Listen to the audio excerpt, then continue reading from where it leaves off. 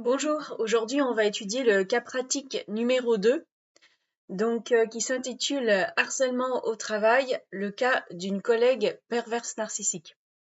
Je vais vous lire l'étude d'aujourd'hui.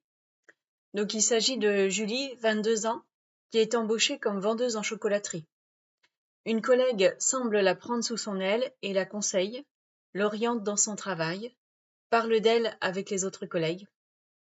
Au bout d'un certain temps, Julie se sent comme oppressée et a l'impression qu'elle ne peut plus penser par elle-même.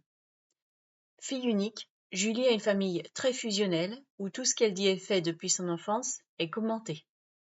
Ses parents et grands-parents viennent de familles où l'ambiance est assez contrôlante également. Donc là, on voit qu'il y a du transgénérationnel. Donc en fait, sur plusieurs générations, les personnes dans les familles se sont contrôlées entre elles. Et vu que généralement on rejoue au travail ce qui se passe au sein de nos familles, Julie s'est retrouvée avec une collègue qui semble au départ prendre soin d'elle, mais qui finalement va la contrôler. Et on va voir justement que Julie, vu qu'elle est habituée à ce type de comportement, elle ne va pas voir qu'il y a quelque chose de louche au départ dans le comportement de sa collègue. Et c'est ensuite en fonction de ses ressentis qu'elle va se douter qu'il y a quelque chose qui ne va pas. Donc, dans un premier temps, on peut parler du harcèlement moral. Donc, il se définit par des comportements répétitifs qui dégradent les conditions de travail et portent atteinte à la santé psychologique. Cela peut prendre les formes suivantes: des critiques constantes, des reproches, des mises à l'écart, des humiliations ou des non-dits. Donc, tout ça peut être fait de manière visible ou alors de manière plus délicate et où les personnes vont être moins franches. Donc après, ça dépend de la personnalité de la personne que vous avez en face et aussi comment vous y réagissez. En ce qui concerne la collègue perverse narcissique, donc elle utilise la manipulation et la domination psychologique pour contrôler ou déstabiliser sa collègue. Elle utilise différents stratagèmes. Donc, par exemple, elle peut se montrer aimable devant d'autres personnes, donc elle va être désagréable avec sa collègue et agréable avec d'autres personnes pour que les autres personnes puissent témoigner que c'est quelqu'un de bien. Elle fait douter la victime de sa perception de la réalité en utilisant des phrases tu te fais des idées, donc ça c'est au cas où la victime commence à poser des questions. Ce n'est pas ce que j'ai voulu dire. Sinon, elle accuse les autres de ce qu'elle fait elle-même. Donc, elle peut dire des choses du style ce n'est pas ce que je t'avais dit de faire. Là, elle peut justement avoir été démasquée sur quelque chose. Après, elle cherche à se dédouaner. Elle cherche à couper les victimes de ses autres collègues.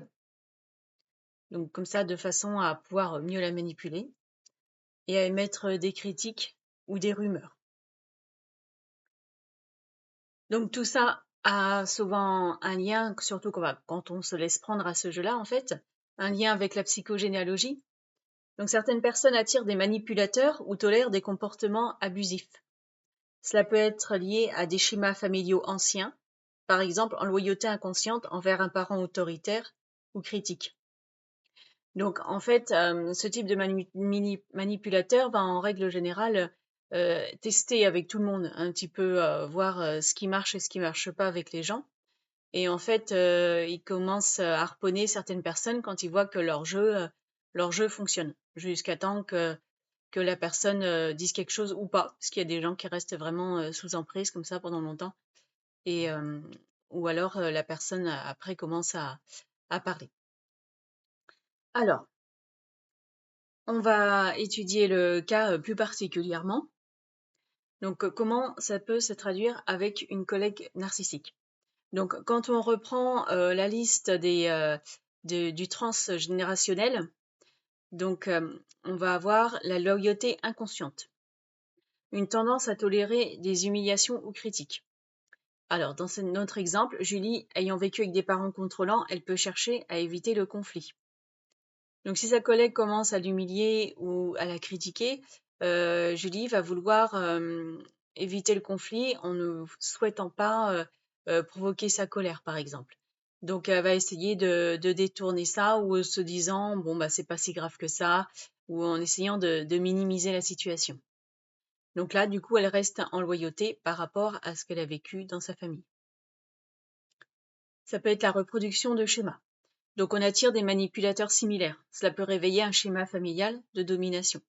Donc quand c'est une récurrence dans les familles, qu'il y a des personnes qui en dominent d'autres, donc il y a des rapports dominants-dominés dans certaines familles, eh bien dans le cadre du travail, on va rejouer encore les mêmes scénarios où le dominé dans la famille va retrouver encore un dominant dans son travail. Ensuite, la transmission des traumatismes. Réveil des réactions émotionnelles intenses, culpabilité, anxiété.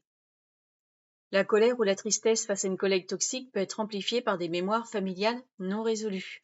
Donc si ça vient réveiller des mémoires, on peut éventuellement se mettre plus en colère ou triste, ça dépend des relations qu'on avait dans la famille.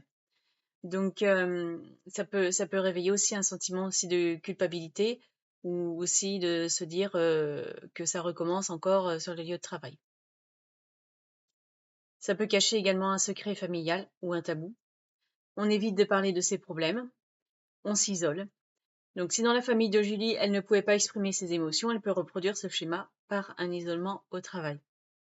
Donc dans ces cadres-là, souvent les personnes cachent, il y en a qui ont honte aussi d'exprimer ce qui se passe ou de dire à leurs collègues et ils font semblant que tout se passe bien alors qu'il y a une emprise qui se prend sur eux.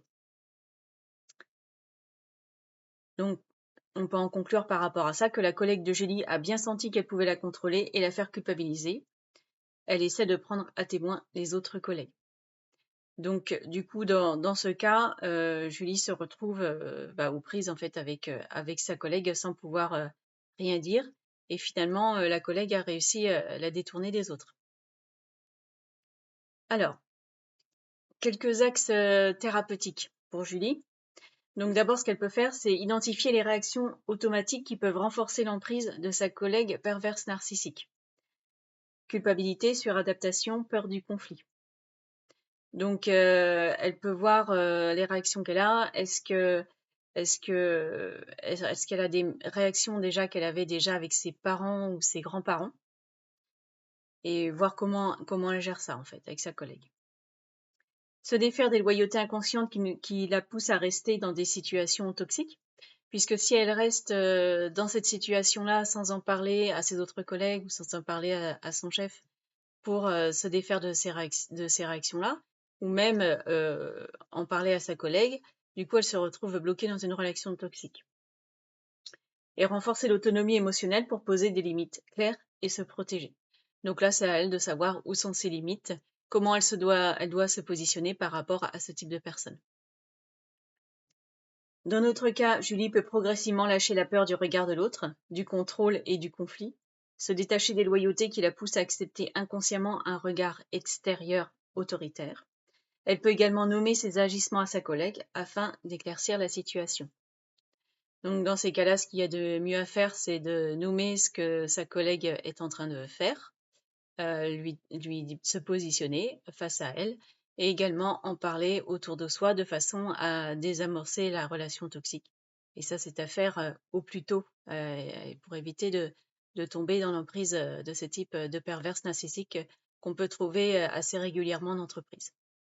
Voilà, donc je vous remercie. Vous pouvez noter en commentaire des anecdotes ou des situations, si vous avez eu des situations dans le même cas que Julie en entreprise, vous pouvez en parler, ou même dans un autre cadre qu'en entreprise, vous pouvez laisser un commentaire en parlant de votre situation. Merci, bonne journée, au revoir.